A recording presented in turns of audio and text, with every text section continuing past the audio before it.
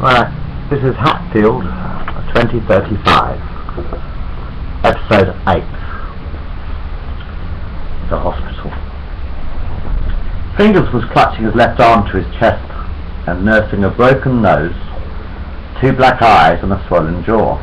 Well, at least they won't recognise me, sighed the dark-haired youth, unless they think I'm Quasimodo, he muttered to himself under his breath. A nurse, wearing a white blouse and trouser suit and a green plastic apron, stood in front of Fingers. "Welcome to the National Health Lottery Hospital," smiled the young woman. "The payment for treatment is 2 days' food vouchers per lottery ticket. Try your luck," suggested the teenage nurse. "You might even win a hospital bed for the night." She continued walking down the aisle of the waiting room. The number 25 flashed on a computer monitor in every corner of the hospital's overcrowded waiting room. A middle-aged woman in her late 40s stood up and her plastic left leg fell off. She tumbled to the floor. Ping went the computer screen. The number 43 appeared on the monitor. Fingers stared at the young teenager sitting on his right-hand side. He was dressed in a beige boiler suit and bleeding quite heavily. "What number have you got?" asked the stick. 5, replied the very pale, skinny boy, clutching his bleeding chest, puddles of scarlet blood polishing the tile floor. Ping! The number 6 flashed on the computer monitor. "Almost!" frowned the factory worker, resting his head on his knees. Fingers turned to the left. A young teenage mother, wearing a fluorescent green fleece, held her dead baby in her arms. Too late, she frowned. I wasn't lucky enough. She dropped her lottery ticket onto the floor and stamped on it. The pretty shelf stacker stood up and handed her infant to the receptionist at the front desk of the hospital. "Is it still 1 day's food voucher for recycling?" she asked. Ping! The number 57 flashed onto the computer screen. Fingers gazed at his feet.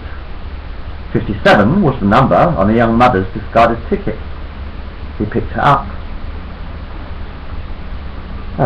After 2 days of searching, the other sticks eventually found their friend, Fingers, sleeping in a pile of bushes near the hole that Bumper had cut in the fence.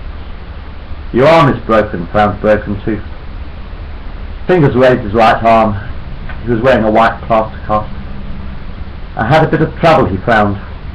"Let's just say I got lucky." "You'd better make your way back to the dump," suggested Razor.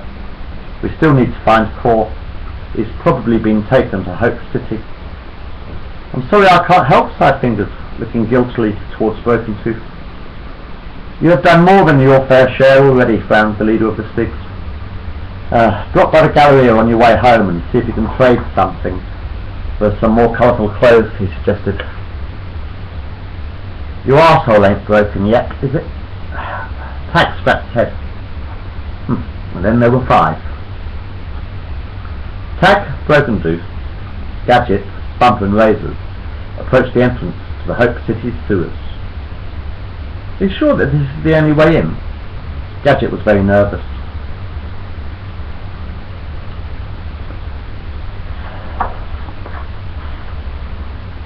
Chapter 9.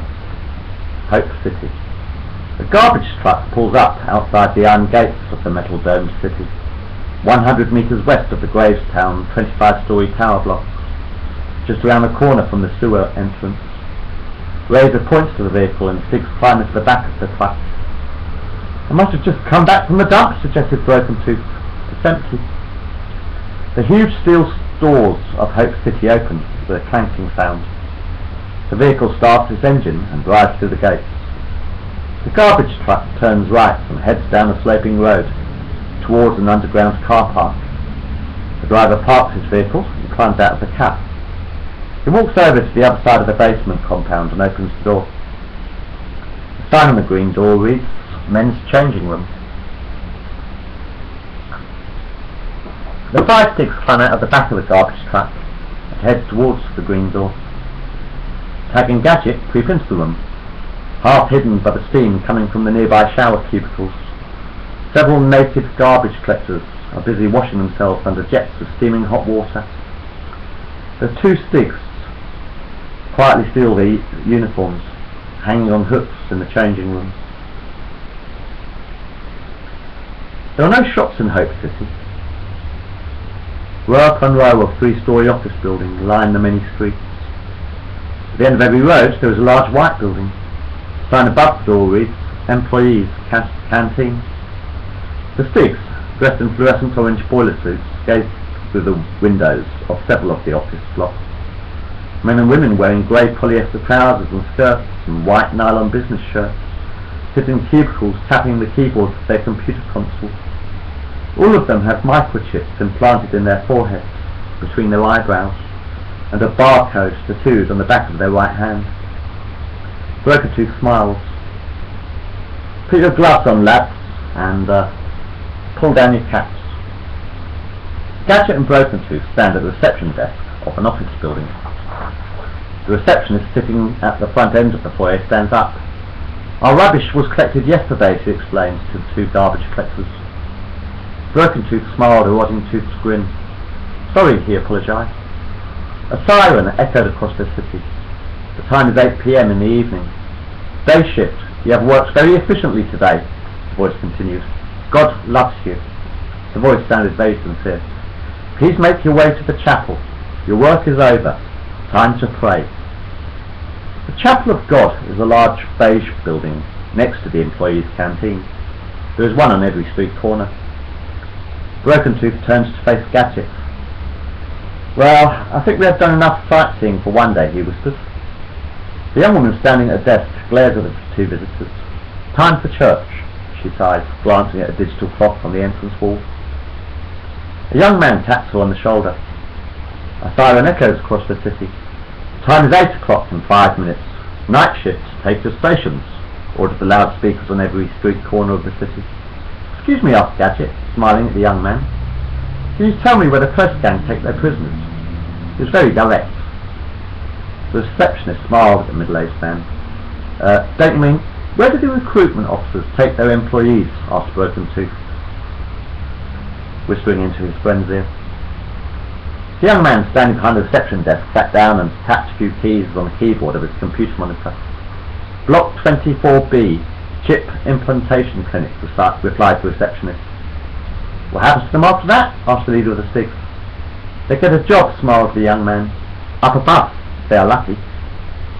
Fluorescent lights from the ceiling illuminate the streets of Hope City. The dome is split into two sections, one for the wealthy and the lower levels for the workers on the ground. How many hours a day do you work? Asked Gadget, dressed in an orange fluorescent boiler suit. Same as everyone else, sighed the receptionist. 11 hours and 50 minutes.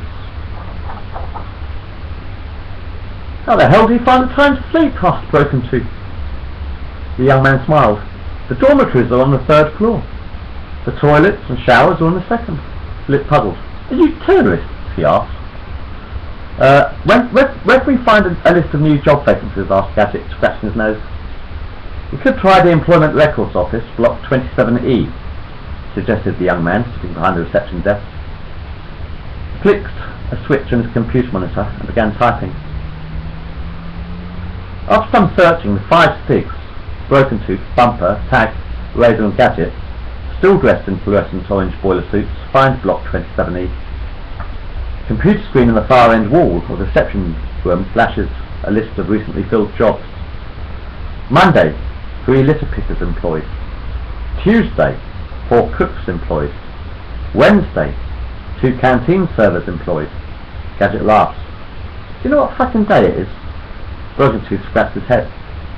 I haven't got a clue, he chuckles. Thursday, 3 cleaners employed, recreational level. The computer monitor buzzed and crackled. Friday, 10 cleaners employed, residential level. Let's try there, suggested Brokertooth, the Stigs leader. And if core ain't up there, if core ain't there, we can work our way up, he suggested. And how the fuck are we supposed to get up there? Asked Tag. Razor grins. Who cleans the rich man's house? Tag smiles. Ah, I get your drift, he sighed. Razor continued. And where do the cleaners take their rubbish? To the garbage trucks, of course. The teenager grins.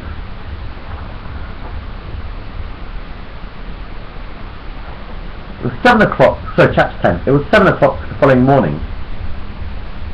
Oh, we'll carry on that later.